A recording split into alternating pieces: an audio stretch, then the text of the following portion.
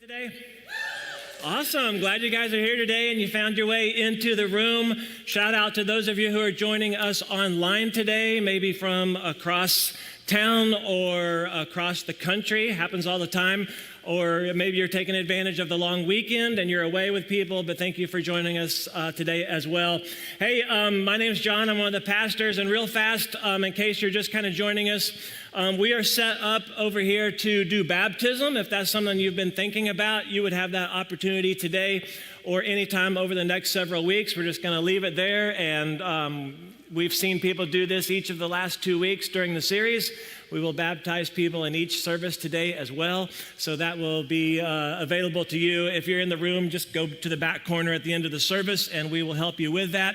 The other thing that we're doing over the course of all of these weeks is that we're praying. So we're praying together for a little bit more of an extended time. We'll do that at the end of the message, and I'm encouraging you to set an alarm, whether that's 6:18 a.m. or 6:18 p.m.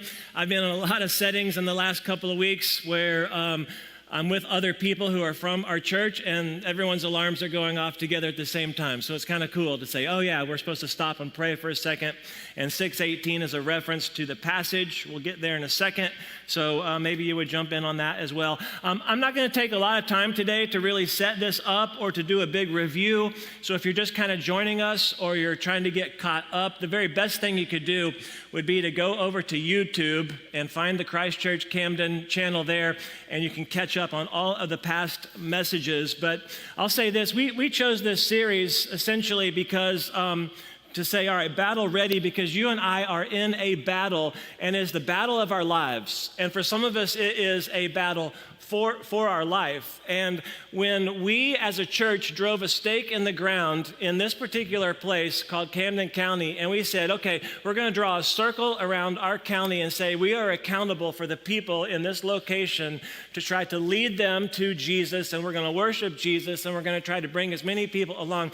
When we drove a stake in the ground here, we picked a fight with an enemy.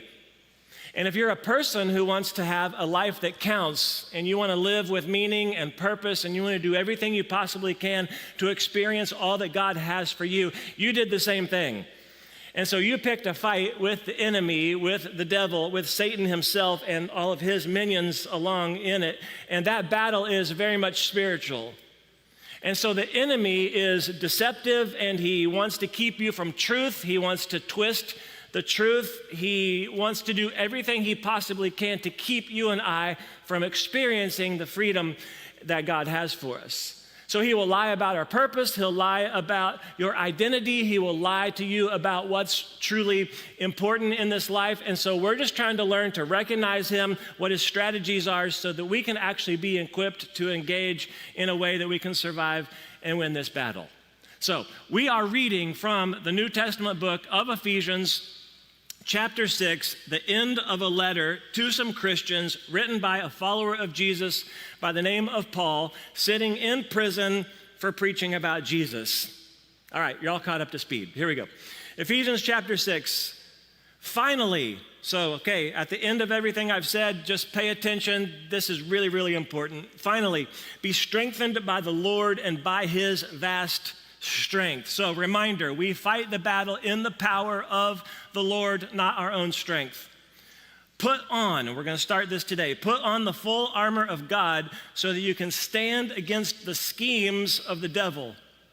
For our struggle is not against flesh and blood. So just stop for a second, because that conflict that you had this last week at work, okay, the tension that you probably felt at home or with your neighbor, or they won't take care of their yard, that thing that's happening with the coach who didn't play your kid enough minutes yesterday, whatever's going on in your life, okay, that tension or that conflict is Paul says it's a wrestling match, right? We're in combat, but it's not against each other here. It's really against, he says, the rulers, against the authorities, against the cosmic powers of darkness, against evil spiritual forces in the heavens. So what we are feeling and experiencing down here is the result of something that's getting played out here somewhere. For this reason, then, take up the full armor of God so that you may be able to resist in the evil day, and having prepared everything to take your stand. So at least 3 times he's going to urge us to stand firm. Stand, therefore, with truth like a belt around your waist, righteousness like armor on your chest, and your feet sandaled with readiness for the gospel of peace. In every situation, take up the shield of faith by which you can extinguish all the flaming arrows of the evil one. Take the helmet of salvation, the sword of the Spirit, which is the word of God, and pray at all times in the Spirit with every prayer and request, and stay alert with all perseverance and intercession for all the saints. So again, pray for yourself, pray for your brothers and sisters, and then he says, pray for me, that the message may be given when I open my mouth to make known the boldness of the mystery of the gospel. For this is the reason I am in chains. Pray that I might be bold enough to speak about it as I should. I just want us to look today at verse 14 right there, and if we can put that up for you or you can find it in your notes, I want us to read it together really loud and strong. If we could do that together, can you guys assure me that we can just read it together? All right, it's very short. You'll know it by the end of today. Here's the way it reads, 6:14, stand therefore with truth around your waist. Awesome, thank you so much. Satan's primary weapon is to lie to us about what's true.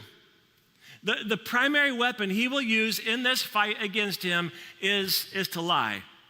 And Paul says, okay, why are we going to put this belt of truth around our waist? So we're not deceived. Okay, it's very simple. It is a belt of truth. Now, real quick question. How do you all get dressed in the morning? Okay, how do you get dressed in the morning? Now, my wife, who's not here today, she may be watching, so let's just kind of keep it amongst ourselves here. But the way that she works at home, okay? And so the way that she gets dressed in the morning depends on, does she need to be on a video call or not? So she may put on a hat so that she looks presentable, okay? Or she may just change from one set of pajamas over to another set of pajamas. And for her, that's like a really great day. Now, I'm talking about how did you get dressed to come here today, okay? You actually got dressed and you need to leave the house and you're like, okay, so how do you go from shower to, you're a blank slate, all right? Now, for most of us, I would like to say this, we go with whatever the undergarments are first. All right, we put on like what is the underlayer. If you skip this, don't raise your hand. If you skip this or you don't do that first, okay, that's just weird. All right, so it's kind of understood. That's what we do. Now after that, you might be a socks person, you might be a pants person, you might be a shirts person. But at least for me, here's what I will do. The very last thing that I will actually put on when I get dressed is a belt. Okay, it's a belt. That's the last thing. Doesn't matter what else happened, right? And I was kind of thinking about this. I remember my very first belt, and I don't know if that's from pictures or not, but I'm 52, so I grew up for the most part as a kid in the 70s, and I had this 2-inch thick belt. It was white. Did anybody else have this one? And it had about 100 holes in it. There's no way you could have used any of those, but I had that belt right there, and then, you kind of grow up and you get the one with the big buckle and it's got your name on it, like you want everybody to know, hey, it's me, it's John. And then, I remember being in high school, we got the rope one, like the kind of the twisted rope, and then you get a long enough one so you can tie it off and it hangs down on your pant leg over there, and there's all these different kinds of belts, And for some of us, we go, well, they're just a fashion statement is what they are. And so when I get my belt, does the belt match the shoes or does the belt match the pants or the shirt? And there's all kinds of, theories and formulas on that. I'm not really like a fashion person. I am a function person when it comes to the belt. And so there are times when I leave the house and I forget and I'm reminded very quickly, oh man, I forgot my belt. And some of you're as a function person, you've made up belts before, haven't you? You've used a piece of twine or you've used a piece of rope or a piece of duct tape and you're like, okay, I got to be able to do something to actually, I need to keep my pants in place, right? The belt is always the last thing that I'll put on. Now remember, when Paul writes these words, he is in prison. More than likely, he is chained to a Roman soldier where 24 hours a day, 7 days a week, he is likely looking at this guy, he's thinking about this guy, and Paul actually uses the imagery of how he is dressed physically to connect some dots for how we're going to be dressed spiritually. And for a Roman soldier, the belt would actually be not the last thing he puts on, it would be the very first thing that he puts on. You would get your under armor on, whatever the undergarments are here, right? And the belt would then come along and actually hold all of that stuff in place. So if you've kind of got loose flowing stuff, you're going to kind of pull it all together, bring it up between your legs, you're going to tuck it into your waist area, and the belt is going to wrap around all of that and hold it into place, because you cannot fight well, right, if you're trying to hold your pants up. If you're trying to hold one hand and run and fight and do all that, you cannot fight when your pants are falling down. Now, the belt is probably like a 4 to 6 inch wide strip of leather, and it's going to cover all the way from your lower ribs, okay, down to the top of your pelvis. So kind of get a picture of that, get an image of that. You've seen a UPS driver before, right? And he's carrying large packages. You've seen the stock boy at Home Depot. You've seen a weightlifter, right? And they strap on this belt. That's what we're talking about. And it's there because this is actually a really powerful part of your body. The belt is going to come along and help to support you and strengthen your core. And once that's in place, then you can do all kinds of things. The belt would hold the sword, okay? The belt would secure the breastplate. The belt would be a resting spot for your shield. And without the belt, none of those things are going to stay in place. All these things are actually working together. This is the center, okay? It's the anchor. That's the belt. Here's where it gets a little tricky for some of us, because we're talking about the belt of truth, okay? Truth is going to be your support. It's going to be your protection. It's going to be the center. It's going to be the anchor. Paul goes, okay, in this battle, let's start here. You're going to need truth like that belt. And here's where it gets a little tricky for some of us, and I'm actually going to lose some of you in the next few minutes. But I have literally been praying for days about this part right here, that for a lot of us, that our hearts and our minds would actually be open to receive what we're about ready to talk to in the next couple of minutes. Because let's just be honest about this. There's a whole lot of confusion about what we're getting ready to say. And there may have been a day, in the past where this was more widely accepted, but we are actually living in a time and a culture that cannot find any agreement on what's true. The idea of truth, right, that something could be true for all of us at the same time, no matter where we live or what time we actually lived, has actually turned and morphed into whatever you want to be true. Okay, whatever you want, then that should be considered true. And so whatever works for you should be true, or whatever suits you might be considered true. However, you might want to define that, and what works for me may not actually in the end work for you or actually even be right for you. And I kind of say all that to set it up to say that what we do here even, like what I have actually devoted my life to and what our church is standing on is, okay, we get up here every week and we say, okay, this right here, like this is true. Okay, these words are true, and it's all about how life works best. And I believe that every single person should actually place your faith and your trust in Jesus. All of that to me is considered to be loving. And yet to a lot of other people in our culture, and maybe even some of you who are in here today, it feels more like forcing beliefs on people and might even be considered to be intolerant. Those are opposite of one another. So every single one of us live by a certain set of assumptions. Okay, we all live by a certain kind of a set of guidelines or what we consider as truth. And it can be this, like your code might be, okay, I try to be a good person.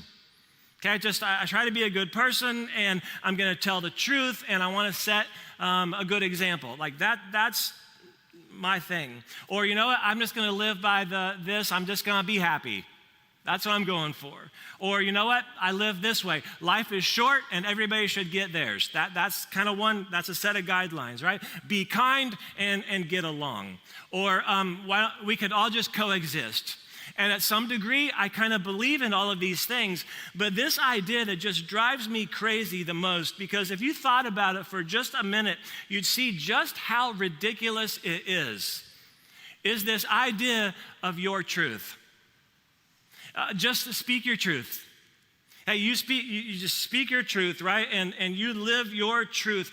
And it's all great, isn't it? But if you thought about it, it's all great until your truth of be kind and get along with everyone collides with their truth of just get yours. And now we've got a collision of values.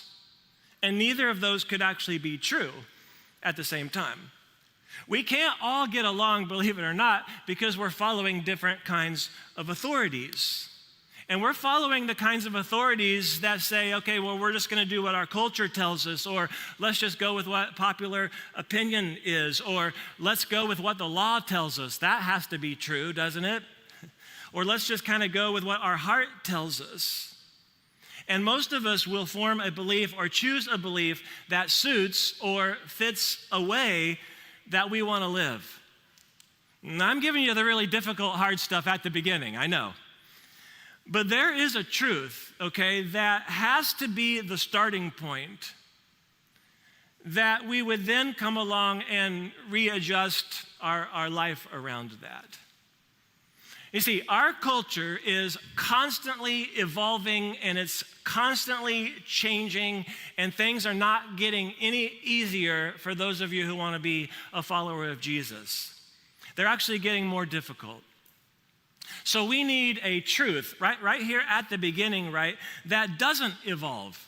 We need some kind of a truth that's not going to change, something that we would say, okay, this thing is constant, that you could actually trust, it's solid, and you could anchor your life to it. If, okay, I'm willing to say this, if what Paul says here is true, that the way you stand firm then in 2022 is the way that people stand firm in first century Ephesus, and that is, as he says, with truth wrapped around you. If that's true, then we need to know what that is. Now, I could give you good reasons. We could spend several weeks just talking about the truth. I could make a ton of arguments on why you should trust the Bible, but at the end of the day, they probably won't convince you.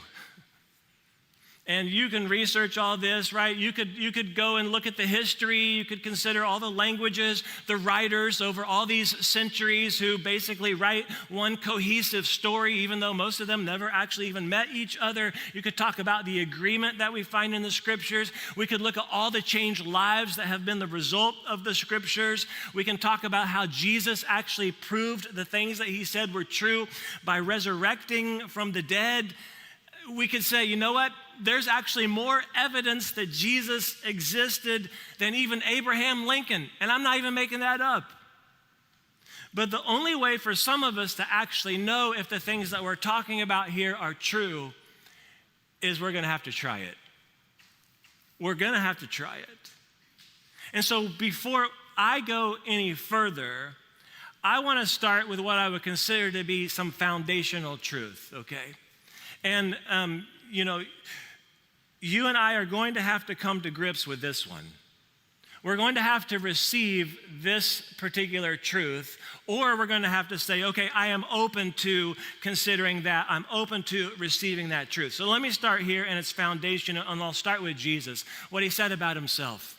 In John chapter 14, verse 6, Jesus made this revolutionary statement. He said, I am the way, I am the truth, and I am the life. And no one's going to be able to gain access to God the Father unless they come through me.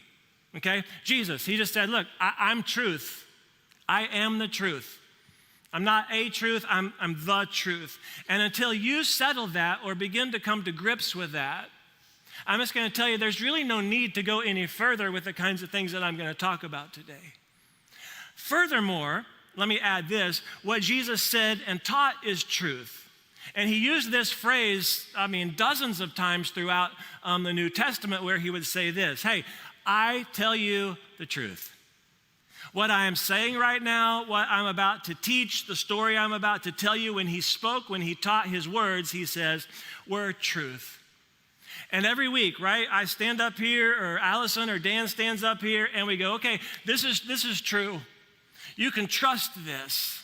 Okay, build your life on this right here. Open it, read it, and apply it. And this right here tells us everything about how life works best because we believe it's true. And that's the foundation right there, okay? Jesus is truth, and Jesus speaks truth. He lived truth. And so anything that sounds and looks and leads to experiences that are not like Jesus, they can't be truth. And if we don't accept those two things, or at least start moving kind of our hearts and our minds towards, okay, I'm going to try to get on board with that, then the only remaining options for us as a source of truth are going to be how we feel about something or what everybody else says is true. And that's a pretty dangerous place to be. Now, if you made it through that, I think the rest of this might be actually even more helpful. I think that's helpful for a lot of us. I think this will be really helpful. The rest of what I have today is based on those foundations. And I want to look at two little verses real quickly in the book of John. So John was a friend of Jesus, wrote about his life. John chapter 8, and Jesus is talking to a group of people who have recently decided that they're going to believe what he said and who he is. And so he's talking about, okay, this is who I am, this is where I came from, this is my connection to God, this is my authority. Here's what he says in John 8:31. Jesus said to those who had believed in him, if you continue in my word, you really are my disciples. Let's just stop there for a second, okay? If you continue, or if you hold to it, if you abide by this, if you remain in my words, okay? If you live in it and then keep adding it to your life. So you're not just hearing about truth, you're not just receiving accurate information. He says, this is how you know you're really a follower of mine, if you continue in my word. Which means some of us today are going to hear a truth, or this week we're going to hear some truth, or throughout this year we're going to hear some truth. I'm hearing and I'm embracing truth, and then I'm trying to abide by it. Jesus says, when you do that, you're following him. And some of us are looking for more truth. Right? Okay, I heard that one, I'm moving on. What else do we have? What Jesus is saying is we need to abide in the truth that we already know. And so some of us are going to hear it, and we're not going to abide in it. That's an option, right? And I will have people, and it's happened for years and years and years, you know, someone will come up and say, okay, God wants me to do pastor. I think I don't know if I should stop this or if I should do this or not. Would you pray for me? And most of the time my response is, I'm not praying for that, okay? I am praying that you will do the right thing. I'm praying that you will do what you already know you're supposed to do. So you continue in Jesus' words, as he says, you abide in it. And then the next thing he says is, all right, when you do that, you will know the truth, and the truth will set you free. In other words, you come to actually know what's true by living, and then you experience the freedom that comes with it.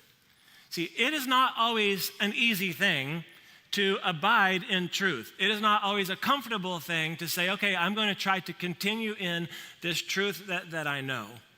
For a lot of us, it's like this. If you've been to the movies lately, you've sat in a dark theater or in a dark room, or a lot of times like in this room, like at the end when we sing like we'll do today, and it gets a little bit darker in here so you can see a little bit better on the screen, and then you walk out there on a really sunny day, and the sun is shining through those windows, or it's glaring off the floor, and it's like, people do this all the time. It's like you can't really see for a second, right? And we'll put your hands over your eyes, and you might go for something that's familiar. You might grab someone who's next to you. You might just stop and lean up against a wall or something like that. Here's the deal. If you force yourself to actually live in that light just long enough, there comes a point where eventually you can see clearly, isn't there?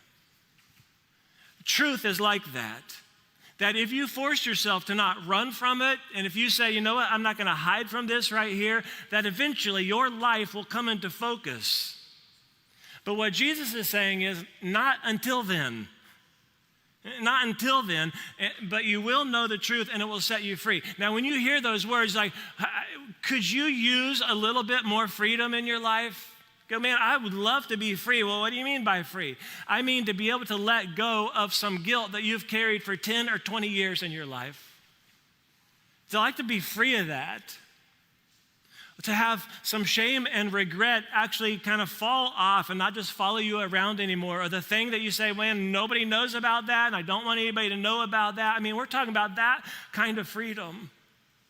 To not live with the worry or pain, to not live with anger, right? To not live in fear or greed or hopelessness or holding on to secrets. To actually live free, right, from the schemes and the strategies of the enemy. What Jesus is saying right here is, okay, live your life by his truth. In other words, put it into practice, and you can experience what life could and actually should be like. And that's Jesus, all right, very simply. Hey, know truth and live truth, and then you experience the benefits of freedom, but not before that.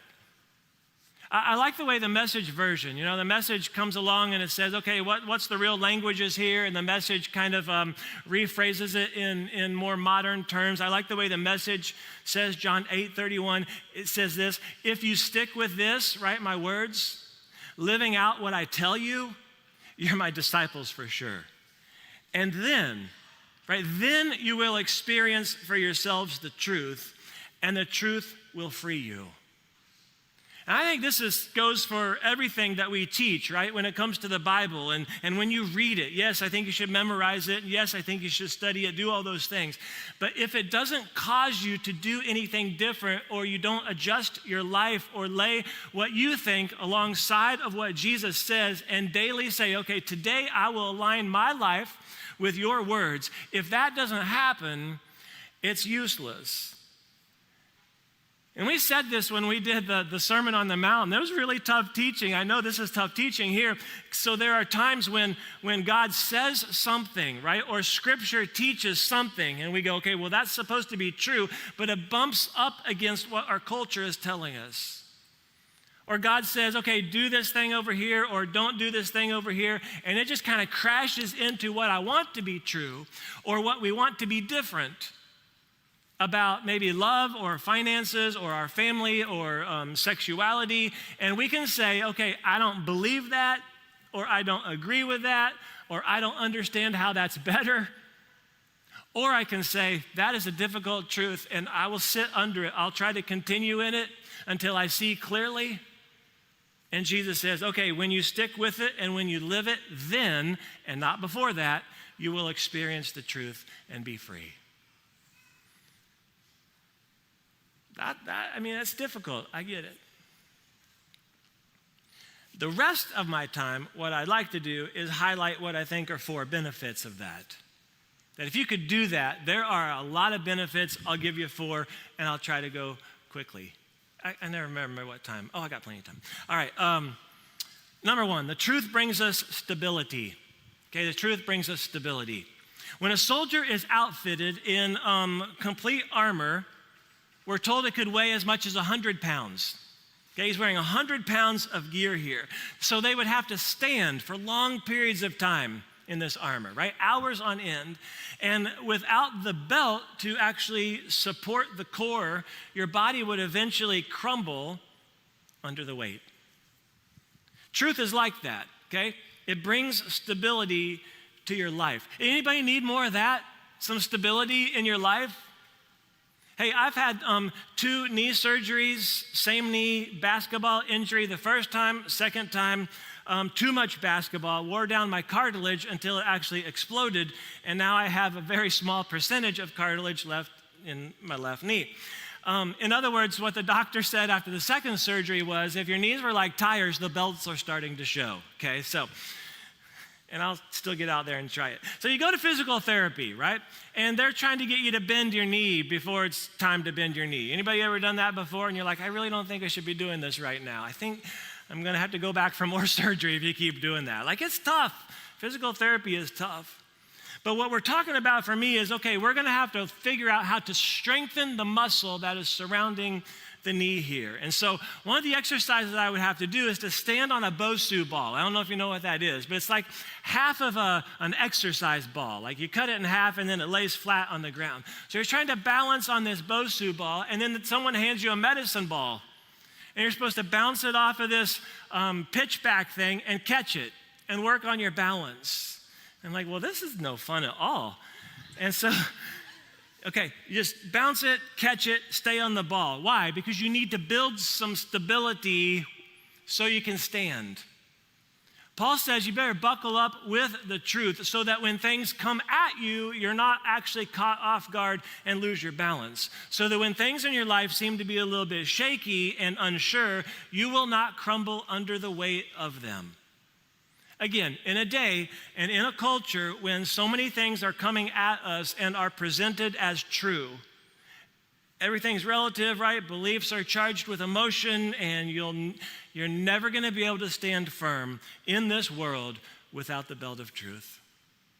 Jesus, right, in his most famous sermon, we spent 8.5 months on it last year, 2,400 words long, probably read it in 15 minutes. All that he said and taught and held up as true, at the end of it, it comes down to this. He said, there are going to be some storms and some winds and some waves that are unsettling. Like there are some things in your life that just feel completely out of balance, and you will face them. And some of us are going to crash hard, and some of us are going to be standing on the other side of that. The only difference, he said, those are going to hear my words and then actually put them into practice. You're going to receive the truth, and then you're actually going to live by them. He said, those are the people who are building life on solid ground. So, in the end, choose carefully what you build your life on so that it doesn't wash away or fall apart. Hey, build on truth and stand firm. So if I can actually get the place where I trust Jesus and his words as true, and I begin to experience it by living it, then, right, and only then will I find the stability that I'm looking for. Everybody okay? All right. 2, would you tell me if you weren't? Okay. Truth gives us direction. And let me add, the right direction every time. If it's true, it will not lead you the wrong way. And there's no end to the voices that you could listen to, right? Opinions and ideas and the majority, and look inside and take a poll, all that kind of thing. Last weekend, my sister came to visit, and her husband, my brother-in-law, and they brought my dad. And they drove all the way out here from Missouri. First time that they've ever been here since we've lived here, so 3.5 years, okay? And so they're driving out from Missouri. I get this message that they're in Atlanta, and the message says, hey, what is the best way to get to your house from Atlanta? Now, for people who don't understand the state of Georgia, they think that we live close to Atlanta.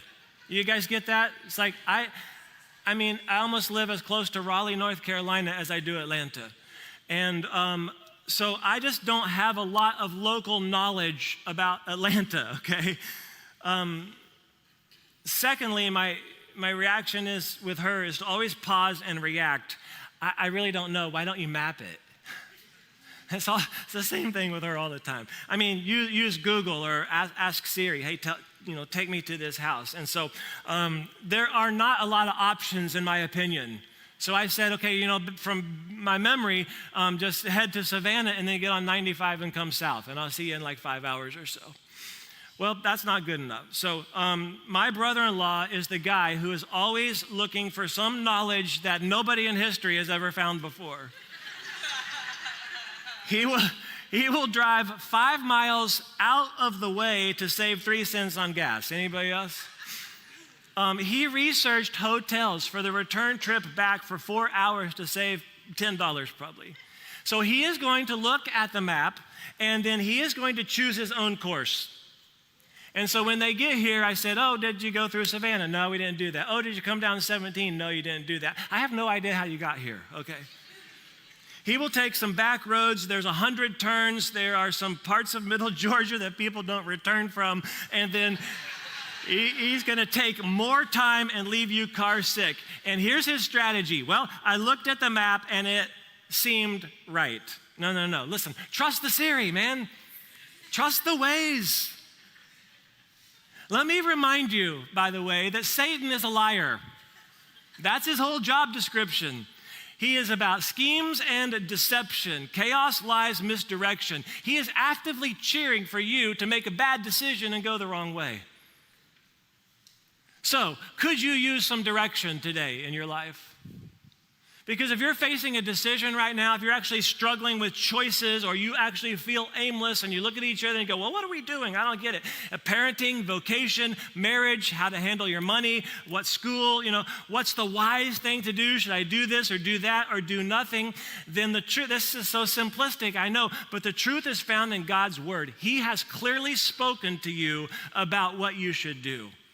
And his word has actually spoken to you what the outcomes will be if you do or actually don't do that thing. Some of the things will be so obvious, or they should be. Should I take money from my employer? No, I bet you can find that in here. Should I have two families at the same time? No, I bet you could find that in here. Should I stay here in Camden or take the job in Atlanta? I don't know about that one.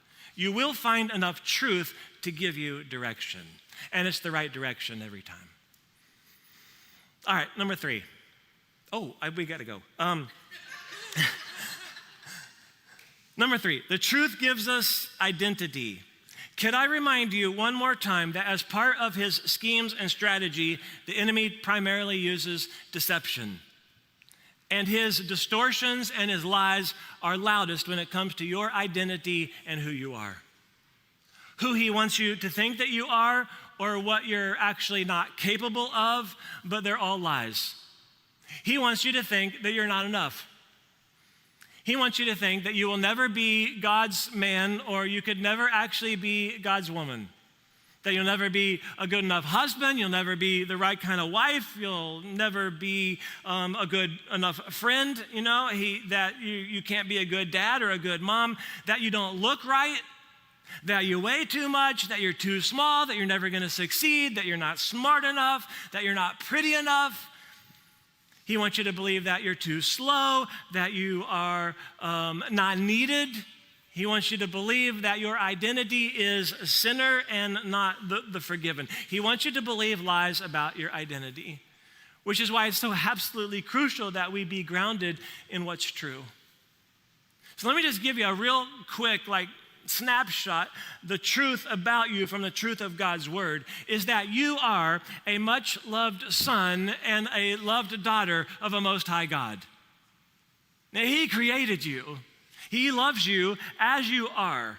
Your shape, and hey, we could probably do a little work, but as we are, our shape and our size. Listen, your color, your make, and your model were designed by God. That's you. He did that, right? All designed by God. And I know you got the one eye that does that thing and you wish it didn't do it, but that's God, okay? You are a masterpiece of his. We could say it this way: you are edition 1 of 1. There are no copies or duplicates, and he has a calling for your life. He has a purpose for your life. He has things for you to do, okay? And I would even call it a destiny for you to actually live into. He has gifted you with skills and talents and spiritual gifts, and it's all in here. The truth about how God created you, formed you, and feels about you. And you need to buckle up with the armor, right? The belt of truth, so that you can counter the lies that your enemy is saying about how you see yourself. Truth gives us identity. Now, let me just kind of circle back. I'll make it really fast to where we were a few minutes ago. Here's the last thing. Truth gives us freedom. And I bet many of us, when we think about God's truth or trying to live by truth, it sounds a whole lot more like being stifled or being told what to do. The last thing we think about, right, when we talk about truth is freedom. It feels like rules, right? And rules sound prohibitively. But think about it this way. Like, who are my parents? Who are the parents in the room? Or maybe you want to be parents. Who am I? Like, we're never doing that. We're not doing that. You don't have to raise your hand. You already have kids. You can't raise your hand. We all have been around parents and kids, and it's obvious, okay? We're not judging, but it's obvious they have given very little direction. And the kids are like free-range chickens. You know what I'm talking about? No structure, no guidelines, no direction. Oh, we're just going to we're not going to give him too many rules, okay? Oh, we really want her to find her own way. Listen, with as much grace as I can from one parent to another, please parent. The truth is that the most well-adjusted, joyful, secure, healthy, and God-honoring adults were at one time kids whose parents loved them enough to have some rules. This, by the way, is how truth functions in your life. When you know the truth, okay, when you have some guardrails in place, when you have some guidelines that you can actually live by, when you can actually define what is an acceptable way to live. Hey, how am I going to handle my money? What do I do with my sexuality? How do I speak to people? How do I treat people I don't like? What do I do with my neighbors, right? When we know the boundaries, you have all kinds of freedom within the guidelines to be the person that God has for you to be. The truth is what gives us the guidelines and the guardrails to live the life.